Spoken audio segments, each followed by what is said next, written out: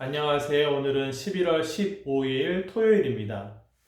오늘 매일 성경 말씀은 에스라 10장 1절부터 8절까지입니다.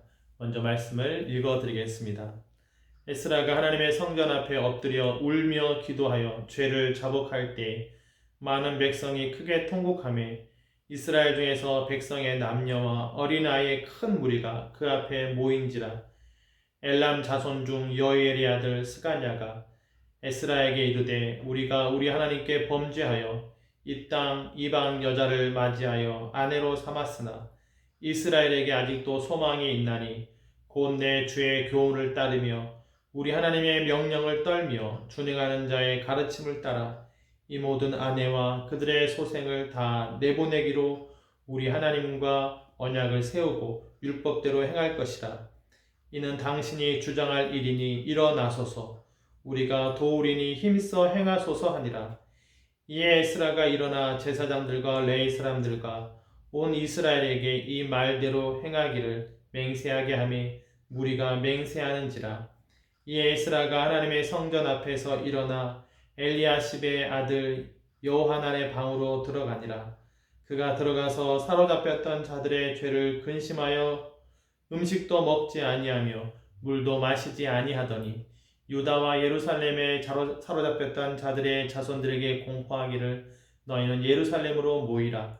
누구든지 방백들과 장로들의 훈시를 따라 사멜레에 오지 아니하면 그의 제사를 정몰하고 사로잡혔던 자의 모임에서 쫓아내리라 하며. 아멘. 오늘 말씀은요, 이제 이방 사람과 결혼한 그 사람들이 자기 아내와 그 소생을 내쫓기로 결정하는 이 내용입니다. 구약시대 때의 배경이라는 것을 우리가 생각을 하길 바랍니다. 신약 성경에서는 믿지 않는 남편이 믿는 아내로 말미암아 구원을 받을 수도 있다, 이런 말씀도 있습니다. 그래서 서로 갈라서지 마라, 이혼하지 마라, 이런 말씀도 신약 성경에 있어요. 그러나 구약의 배경에서 이 말씀 속에서도 우리가 도전받을 수 있는 말씀들이 있습니다. 그것은 첫 번째는 에스라가 이 문제 앞에서 엎드려 울며 기도하여 죄를 자복했다고 하는 것이죠. 남의 가정의 문제라고 생각한 것이 아니고요. 이 문제는 우리 전체의 문제라고 생각한 것입니다. 왜냐하면 어제 말씀드린 것처럼요, 9장에서 이 일이 이렇게 결혼을 하여 자식을 낳게 되면 앞으로 어떤 일이 발생될지를 에스라는 알고 있는데요. 그것은 땅의 아름다운 것을 먹으며 그 땅을 자손에게 물려준다는 거예요. 그리고 왕성해진다고 하는 것입니다. 숫자가 많아져요. 섞인 숫자가 많아지는 것입니다. 그것은 그 가정만의 이야기로 끝나는 것이 아니고요. 성전 안으로까지 전체적으로 영향을 미친다고 하는 것입니다. 적은 누룩이 부풀게 하는 것처럼 이것이 민족적으로 문제가 되기 때문에 에스라는 막으려고 하는 것이거든요. 솔로몬의 성전이 그러했고 남유다가 그러해서 멸망했던 과거의 역사가 있기 때문에 에스라는 이것을 크게 보고 막으려 하는 거예요. 이러한 전체적인 공동체적인 마음을 갖는 것, 이것은 지금도 우리가 본받아야 되는 마음이죠. 지도자가 그냥 저것은 저 사람의 문제고 저 가정의 일이고 나는 그냥 가면 되고 나는 그냥 빠져가면 되고 알아서 할 일이고 이렇게 바라본 것이 아니라 우리 전체의 문제다. 그렇기 때문에 울며 통곡했다고 하는 것이죠. 애통하는 자 위로를 받는다고 하셨는데요. 예수님께서요. 이 눈물이 나냐고 하는 거예요. 이러한 상황에서 지금 에스라 가정의 이야기가 아니고요. 다른 가정에 대해서 이렇게 자복하는 마음, 자기 잘못을 알고 함께 이것을 해결하려고 하는 마음이 본받을 마음이 되는 것입니다. 그 다음에 또 한 가지는요, 백성들의 동참입니다. 이렇게 에스라가 울 때 1절 말씀이에요. 이스라엘 중에서 백성의 남녀와 어린아이의 큰 무리가 그 앞에 모인지라. 모이는 거예요. 에스라 앞으로 모이는 겁니다. 그 말이 맞다는 거예요. 함께 한다는 의미가 있는 것입니다. 그 중에서도 이 스가냐라고 하는 사람이 이런 말을 에스라에게 합니다. 우리가 비록 이방 나라의 사람을 아내로 삼았지만 아직도 소망이 있습니다. 에스라에게 하는 말이에요. 아직도 소망이 있다는 말은요, 지금이라도 이걸 율법대로 지켜서 내쫓으면 됩니다. 그런 말을 하는 겁니다. 백성들 가운데에서도 동의하는 사람이 생겨요. 그러면서 4절 말씀에 이렇게 얘기합니다.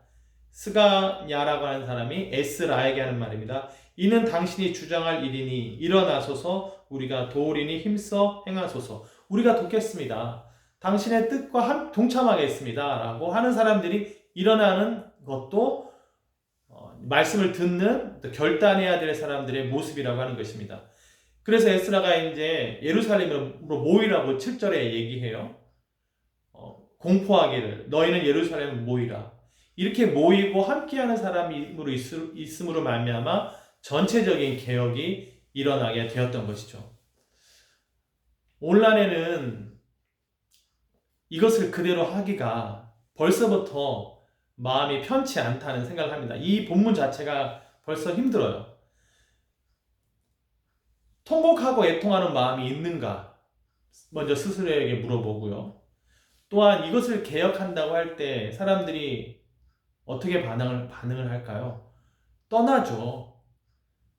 오늘날에는 교회도 많고 인터넷에 정말 훌륭하신 목사님들의 명설교라고 할 수 있는 내용들이 많이 있는데, 이런 이야기, 이런 개혁을 한다고 할 때 누가 이것을 동참하겠는가라고 하는 것입니다. 편하게 자기가 원하는 말씀을 골라 들을 수 있는 상황에서 이건 너무나 이 개혁 자체가 힘든 것이죠. 그래서 그분들이 이제 마음이 상해서 교회를 떠나가면 교회의 숫자가 줄어들고요. 숫자가 줄어들면 교회를 유지하기가 어렵고요. 유지하기가 어려우면 이사를 가야 되고요.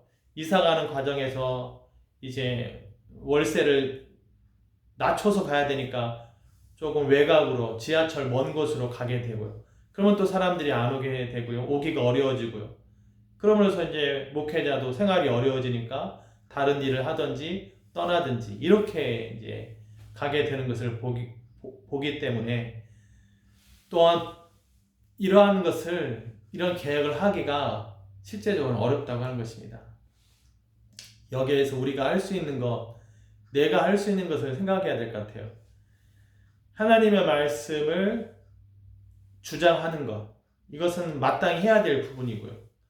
그리고 애통해 하는 이것이 내가 해야 될 부분이다, 이렇게 생각합니다. 그리고 이 말씀이 정말 맞다면, 아까도 말씀드렸지만 신약성경에서는 아내를 통해서 믿지 않은 남편이, 또 남편을 통해서 믿지 않는 아내가 구원받을 수 있고 전도될 수 있다고 가르쳐주고 있습니다. 바울이요. 그러므로 이혼이라는 것은 할 수 없지만 내가 고쳐야 될 부분은 무엇인가? 이혼하라고 지금 설교하지는 않고 있잖아요. 그러면 지금 내가 고쳐야 될 부분은 무엇인가? 율법대로 행할 부분은 무엇인가? 하나님의 말씀대로 행할 부분은 무엇인가?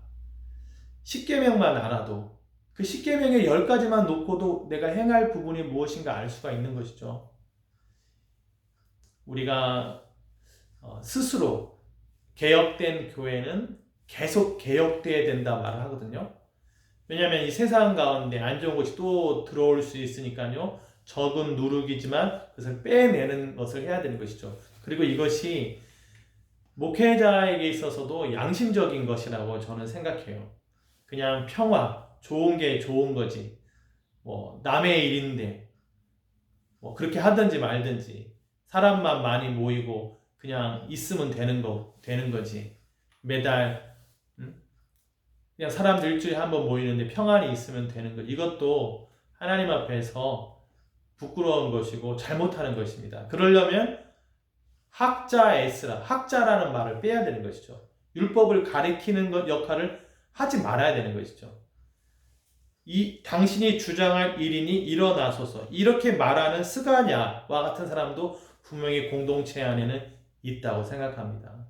함께 내가 적용할 수 있는 부분, 다른 사람에게 주장하기보다 내가 적용할 수 있는 부분인지 무엇인지 보고 개혁되어 가는, 스스로를 개혁하고 고쳐가는 저와 여러분 되기를, 그래서 그것이 선한 영향력이 되게 되기를 주님의 이름으로 축복합니다. 기도하겠습니다.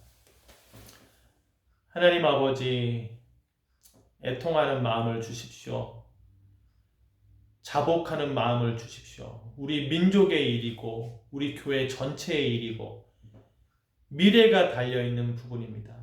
하나님, 그러므로 남의 일이라 생각지 않고 애통할 수 있는 우리가 될 수 있도록 우리의 자녀들을 위해서, 다음 세대들을 위해서 하나님 앞에 기도할 수 있는 마음을 주십시오. 그리고 하나님, 하나님의 뜻이 맞다면 하나님 모일 수 있게 하시고 동참할 수 있게 하셔서 함께 고쳐갈 수 있는 우리 서반학교회가 될 수 있도록 주님 도와주시옵소서.